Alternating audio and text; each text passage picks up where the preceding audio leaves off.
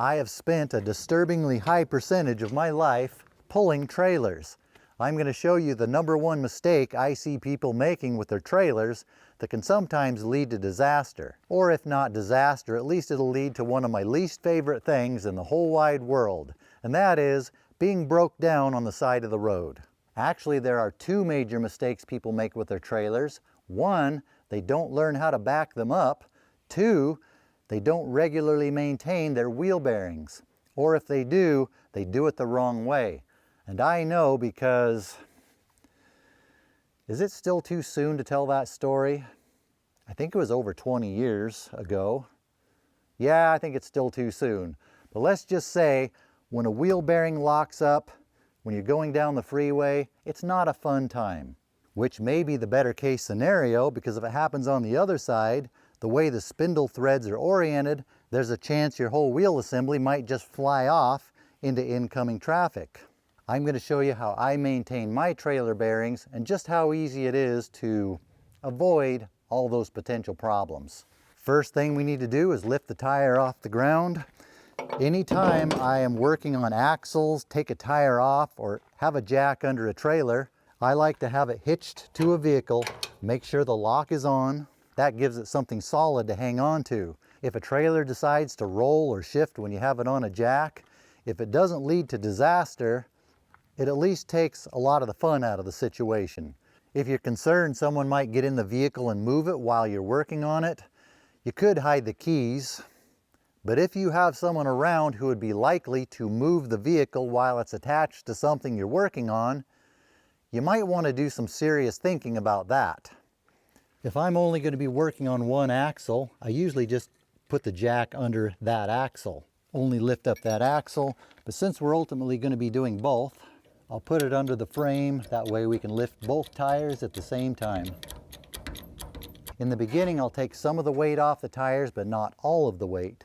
That way I can loosen the lug nuts without the tires spinning.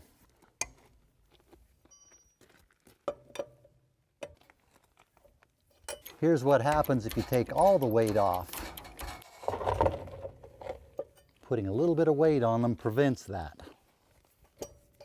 Now we can lift them off the ground. The safe thing to do would be to put a jack stand under here. That is, if you're into safety. Another way to keep the tire from spinning, put a block under it.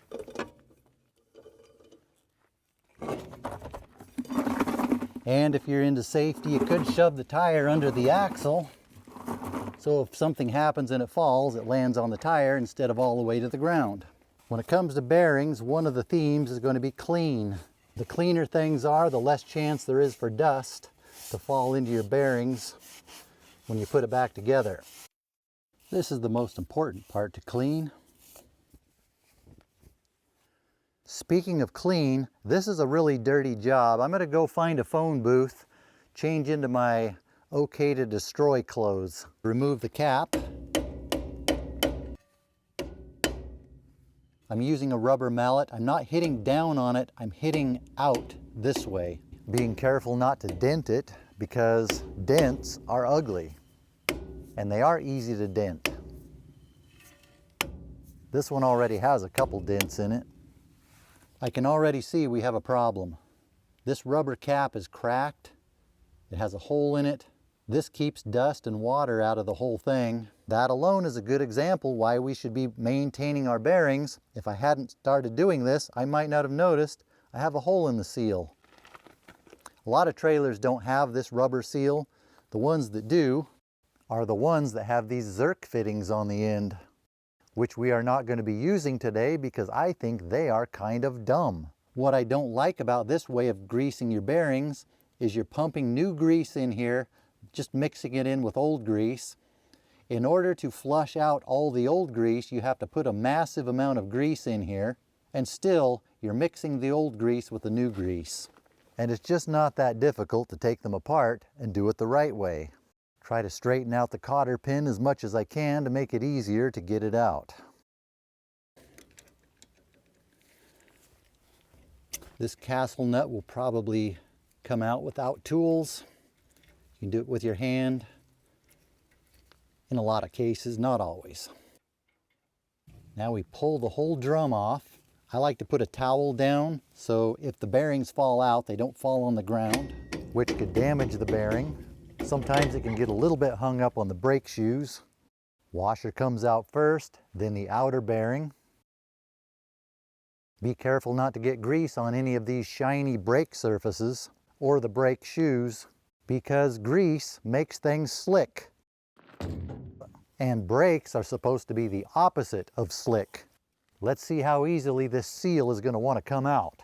You can get a seal pulling tool, but I find a claw hammer to be the perfect tool. Make sure you don't pry against the bearing or scrape the tool against the inside of the drum.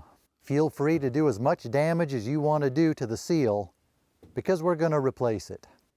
Now we can get the inner bearing out. Now we get to the most difficult, most complicated part of this whole operation, which is to clean the old grease out of all the parts. And it's not even difficult or complicated. It's just messy. Now that I actually have some diesel here, I can use it as a solvent to get the grease out of the bearings. Spin the bearings around the race to wash the grease out. While we let those soak, we'll clean the grease out of the inside of the drum, being careful not to get grease on the brake surface or magnet surface. Since I'm replacing lithium grease with more lithium grease, I'm just doing a light cleaning. If you're changing the type of grease or you don't know what was in there, you might want to use solvent to get rid of all the old grease, because different types of grease don't always get along very well.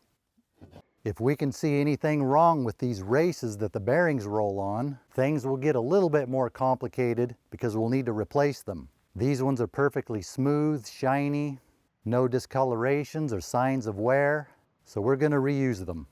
Meanwhile, I've been giving the bearings an occasional spin in the solvent. When they appear to be clean, wipe them off. When I'm only seeing clean diesel-y goo coming off of them, instead of old dirty grease goo coming off of them, they're probably getting close to clean.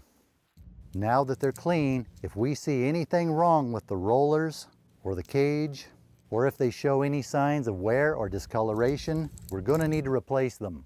But they're not expensive, so that's not a big deal. If you only use the grease fittings to grease them, you'll never know anything's going wrong inside until it's too late. I prefer to take them apart to grease them because I'm not like other people. I don't like being broke down on the side of the road. These bearings look perfect, so we'll reuse them. Now get a glob of grease, put it in your palm. Start pushing the large side of the bearing down into the grease to push the grease up between the rollers until it starts coming out the other end. Make sure every space has grease coming out of it. While I'm doing it, I'm squeezing these two rings together to open up the other side just a little bit. Since we only have new clean grease coming out the top end, that means we did a good job of cleaning it out. This is the old school way of packing bearings. You can get bearing packing tools so you don't have to do it this way, but I've always found this way to be so easy, I haven't felt a need to get any tools for it. And this is actually my favorite part of the whole job. There's just something satisfying about pushing that grease up in there and having it come out the other side. But maybe I don't know what I'm missing with one of those tools. Well, there's one little spot of dirty grease we missed that came out. We'll get that out of here. I like to go around the ring 2 or 3 times just to make sure it's thoroughly packed. And just more time to savor the moment of playing in the gooey grease. Once the bearing's packed, we can put it back in the race. I smear some grease around the outside of it, put a few globs in behind it, smear it around the back of it, so the whole bearing is surrounded by grease. Lubricate the inner circle of the new seal. Wipe all the grease off the back of the seal. Wipe off the grease where the seal seats into the drum. Place the seal evenly on top of the hole. Get a piece of wood, or they even have tools for this. Bang it in with a hammer, being careful that it goes in evenly. You should know when it's all the way in because the sound will change, and it will feel different when it hits against the drum instead of the seal. When the seal is even with the drum, that's done. We'll clean up the brake assembly, partly so it will be clean, and then it's easier to inspect the brakes, make sure the brake shoes are good, give the other components a looking over. We also want to clean it up so when we slide the drum back on, we don't knock a bunch of dust down into our clean grease.